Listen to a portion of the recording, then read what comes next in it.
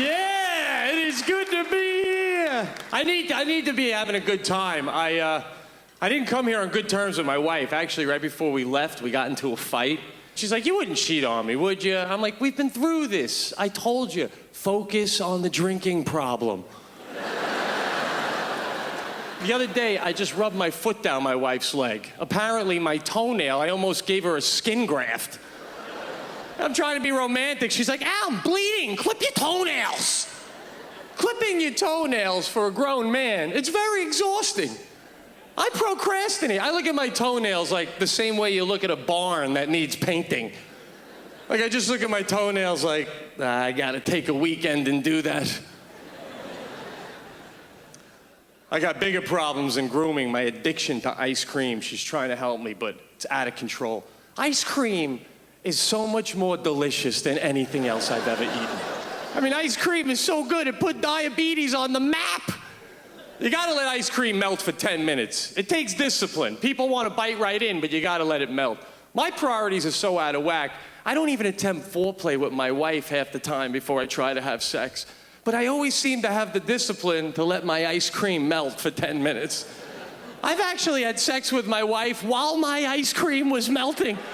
Is that the best sex you can ever have, knowing you're getting ice cream as soon as you're done? My wife's like, slow down. I'm like, I can smell the vanilla Swiss almond. We went on a double date recently with our new neighbors. Oh my God. Double dates, the problem with double dates, everybody shows a little more affection when they're out with another couple than they normally would. It becomes like a love contest. Like, we had to walk like 30 meters from the car door to the restaurant door. That's like 10 seconds. And the other couple starts holding hands. And my wife and I look at each other like, now we gotta hold hands. This guy, anytime one of the women would get up at the table, he would get up. What man does that move anymore? I thought Clark Gable was the last living man to do that move. Thank God it wasn't raining. This is the kind of guy that would put his coat over a puddle for a woman. Do you believe there was a time men used to do that? It blows me away. Like, really, don't you think the woman would have just been like, oh, thank you, but I had no intentions of stepping right in the puddle.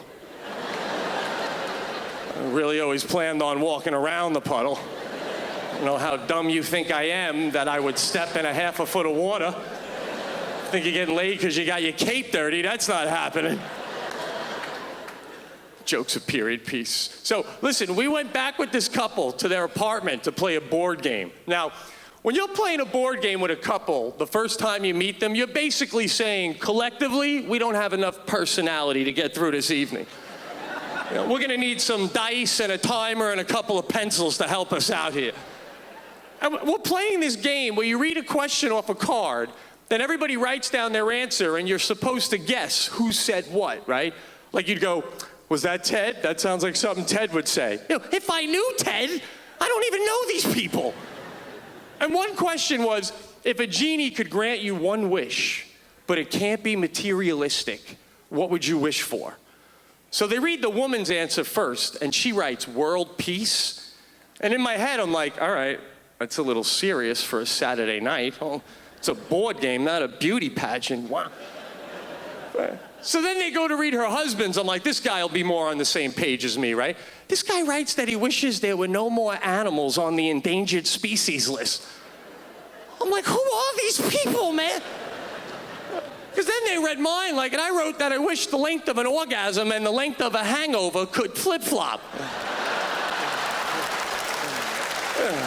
Not because I have any desire to have an orgasm that lasts all morning and into part of the early afternoon, but I'd love to have a hangover that only lasts 6 seconds. How great would that be? You go out boozing, and friend calls the next day, you want to get something to eat? I can't, I'm dying. Yeah, all right, let's go. Let's get some grub. Thank you so much, folks.